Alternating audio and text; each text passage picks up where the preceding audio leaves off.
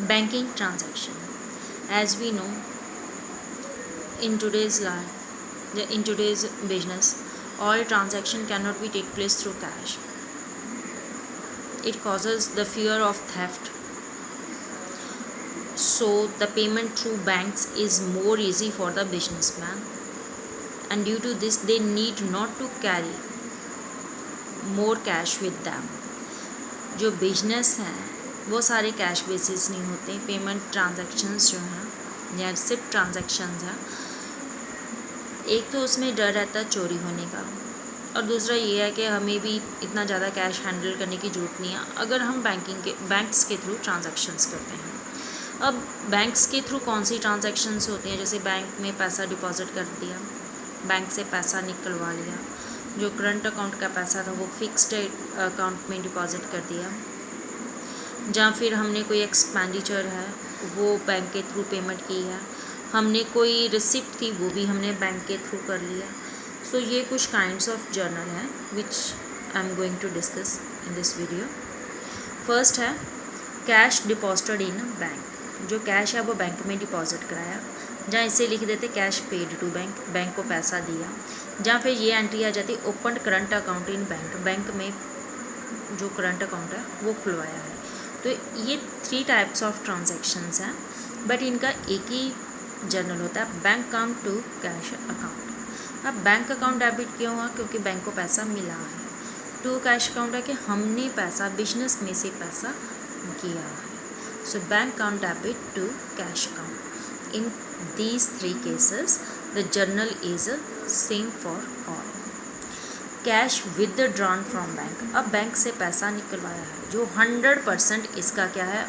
Opposite है. इसमें deposit किया था, इसमें हमने विदड्रॉ कराया है. देखो विदड्रॉ कराया सीधा लिखा हो फ्रॉम बैंक है, जब cash withdrawn for office use है कि ऑफिस के लिए पैसा निकलवाया है. ये 2 टाइप्स ऑफ ट्रांजैक्शंस है और इनका जर्नल एक ही होगा, cash account to bank account. अब इसमें हमने कैश रिसीव किया है, सो कैश अकाउंट क्या हो गया? डेबिट. बैंक ने पैसा दिया है, सो बैंक अकाउंट क्या हो गया? क्रेडिट. और रही बात जहाँ नरेशन की, कि जो मैंने यहाँ नहीं नोट डाउन की, इसका रीज़न ये है कि आपको जो भी लाइन दी हुई है ट्रांजैक्शन दी वो एज इट इज़ आप लोग नरेशन में लिख दो. अगर कैश डिपॉजिटेड इन बैंक है तो यहाँ लिख दो कैश डिपॉजिटेड इन बैंक ₹10,000 से. पेड इन टू बैंक है तो पेड इन टू बैंक लिख दो. जो भी यहाँ आपको ट्रांजैक्शन दी गई है वही आप यहाँ नरेशन में लिख सकते हैं. Cheque paid to Ram for ₹10,000. अब राम को 10,000 का क्या है? चेक दिया है, पेमेंट की है उसकी. राम का कोई पैसा पेंडिंग था जो हमने उसको पे किया है, 10,000 पे किया है. तो यहाँ पर क्या आ गया आपका? अभी एक्सपेंस रहने लगे हैं. पहले पर्सन को दिया, यहाँ राम है तो राम से रिलेटेड कर लेते हैं. पर्सन नेम, पर्सन नेम जिसको दिया है तो यहाँ क्या आ गया? Ram's account to bank account के राम को दिया है. अगर सपोज को लो कोई एक्सपेंडिचर पे किया है तो यहाँ क्या आ जाएगा? Expenditure account debit to bank account. Let that expense is rent, so rent account debit to bank account. And if payment made to person any, then that person name should be here to bank account. In cases में हम क्या कर रहे हैं कि पैसा निकलवा रहे हैं बैंक से, इसलिए बैंक अकाउंट क्या हो रहा है? डेबिट हो रहा है. Receipt of cheque. Receipt of cheque means कि हमने किसी से पेमेंट रिसीव की है. अब सपोज करो मैंने सैलरी रिसीव की है, या फिर कह लो कि किसी को मैंने जो गुड्स हैं वो क्रेडिट बेसिस सेल की थी, उससे मनी रिसीव की है. और जो चेक है वो on the same day he bank में डिपॉजिट कर दिया गया. ऑन द सेम डे आज आया, आज ही मैंने बैंक में डिपॉजिट कर दिया, या फिर उस पर्सन ने सीधा मेरा बैंक में डिपॉजिट कर दिया. तो एंट्री क्या आएगी? Bank account debit to Ram's account. देखो अब मेरा बैंक बैलेंस बढ़ा है, बैंक में पैसा बढ़ गया है, सो बैंक अकाउंट डेबिट है. पे किसने किया है? राम ने, सो टू राम्स अकाउंट. नेक्स्ट है कि check received but deposited on the next day. जैसे आज मैंने 1 अप्रैल को चेक रिसीव किया है, बट आज मैंने ये चेक मेरे पास ही पड़ा है, मैंने इसे बैंक में डिपॉज़िट नहीं करवाया। जब तक बैंक में डिपॉज़िट नहीं करोगे तब तक यहाँ बैंक अकाउंट नहीं लिखोगे। अब चेक मेरे हाथ में ही है अभी, सो यहाँ डेबिट क्या करना, cheque on hand to Ram's account. दिया किसने है मुझे, राम ने चेक दिया है, राम ने चेक दिया और मैंने बैंक में डिपॉज़िट नहीं किया। अब चेक मेरे हाथ में है, वो ना तो कैश कहलाता है, और अगर जब तक बैंक में डिपॉज़िट नहीं कराओगे तो बैंक अकाउंट भी डेबिट नहीं होगा। जब तक ये कैश में कन्वर्ट ना हो तो ये तो एक सिंपल डॉक्यूमेंट है। सो यहाँ आपने क्या लिखना, चेक रिसीव किया है बट डिपॉज़िट नहीं किया, तो चेक ऑन हैंड जिस पर्सन ने भी दिया, जिस वजह से भी आपको मिला, उसका नाम आ गया यहाँ टू राम्स अकाउंट। अब ऑन द नेक्स्ट डे, यानी कि अब 1 अप्रैल को रिसीव किया, मैंने 2 अप्रैल को चेक जो है वो बैंक में डिपॉज़िट करा रही हूँ। अब बैंक में डिपॉज़िट क्या है, सो बैंक अकाउंट क्या हो गया, डेबिट। अब क्या गया है, to cheque on hand account. अब ये वाला पॉइंट जो है वो यहाँ जाएगा, टू चेक ऑन हैंड। ये उस केस में होगा, यहाँ उसने चेक आज रिसीव किया है but on the same day deposit नहीं किया। कुछ ट्रांजैक्शंस में आप लोगों को दिया होगा कि check receive from Ram, but उसके रिगार्डिंगली कोई इन्फॉर्मेशन नहीं दी कि वो डिपॉज़िट किया है या नहीं किया। तो आप लोगों ने नीचे की ट्रांजैक्शन सारी चेकआउट करनी है कि उससे रिलेटेड है तो नहीं है, कि नेक्स्ट डे उसने चेक डिपॉज़िट करवाया है या नहीं करवाया है।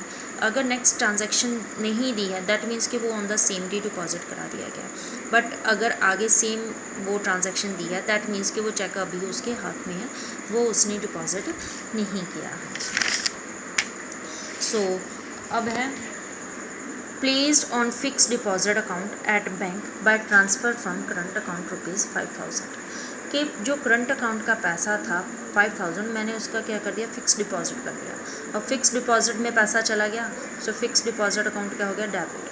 पीछे जब हमने फर्स्ट ट्रांजैक्शन की थी कि करंट अकाउंट ओपन किया है, तो वहाँ करंट अकाउंट की प्लेस पर हमने क्या लिखा था, बैंक अकाउंट। सो यहाँ क्या आ जाना हमारा, करंट अकाउंट की प्लेस पर टू बैंक अकाउंट।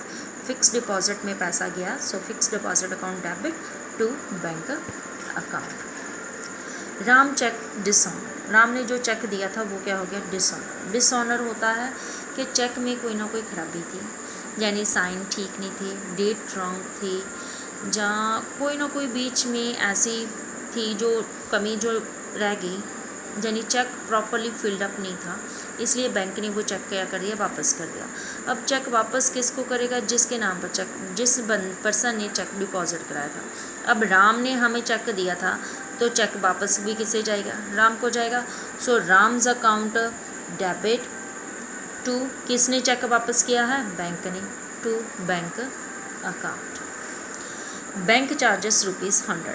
अब देखो बैंक हमें बहुत सारी फैसिलिटीज़ देता है, वो बिल्स वगैरह पे कर देता है हमारे बिहाफ पर, इन्वेस्टमेंट्स जहाँ जहाँ हमने मनी इन्वेस्ट की होती है वहाँ से इंटरेस्ट कलेक्ट करता है, ATMs इशू किए हुए हैं। तो इन सब के जो जहाँ हम चेक्स वगैरह डिपॉजिट करते हैं, जहाँ इशू करते हैं, इन सब सर्विसेज के बैंक नॉमिनल से चार्जेस कट करता है। सो उस चार्जेस की एंट्री क्या होती है, बैंक चार्जेस एक्सपेंडिचर है हमारा, एक्सपेंस है। सो बैंक चार्जेस, जब भी एक्सपेंस होता है तो एक्सपेंस अकाउंट हमेशा ही क्या होता है, हमारा डेबिट होता है। So bank charges account debit to bank, हमारे जो पास बैंक अकाउंट होता है, बैंक में पैसा, उसी में से बैंक डिडक्ट करती है। हम जब जाते हैं हमसे कैश तो नहीं मांगती, दे भी मुझे ₹100। सो टू बैंक अकाउंट, के हमारे अकाउंट में से उसने वो पैसा जो है वो कट कर लिया है। नेक्स्ट है इंटरेस्ट रिसीट। अब हमने जो पैसा वगैरह अपना बैंक्स में डिपॉजिट किया होता है तो उस पर हमें क्या मिलता है, इंटरेस्ट मिलता है। जो इंटरेस्ट मिलता है वो सीधा हमारे अकाउंट में क्या हो जाता है, ऐड हो जाता है। ऐड हो गया, इट मीन्स मेरा बैंक अकाउंट क्या हो गया, ₹100 सपोज कर लो, मुझे ₹100 इंटरेस्ट मिला। अब मेरा जो बैंक बैलेंस है वो ₹100 से क्या हो गया, इंक्रीज़ हो गया, यानी मेरा बैंक अकाउंट क्या हो गया, इंक्रीज़।